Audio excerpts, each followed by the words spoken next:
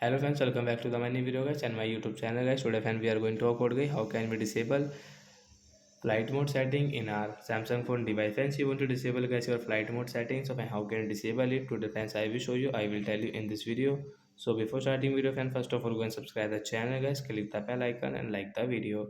So friends, now let's see how can we disable flight mode setting in Samsung phone device. So first of all guys, we will on guys our phone setting guys. After on phone setting guys, you can see this tab setting. So now we will have to click on guys Samsung phone connection setting. Then guys you can see guys your flight mode setting. So we will tap on guys our phone flight mode setting, and guys we will disable from this right side icon guys. Tap here to disable it. After disable guys, now you can use guys your phone all network setting without any problem.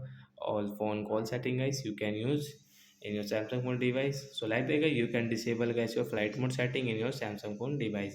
So bye bye friends, thanks for watching the video guys.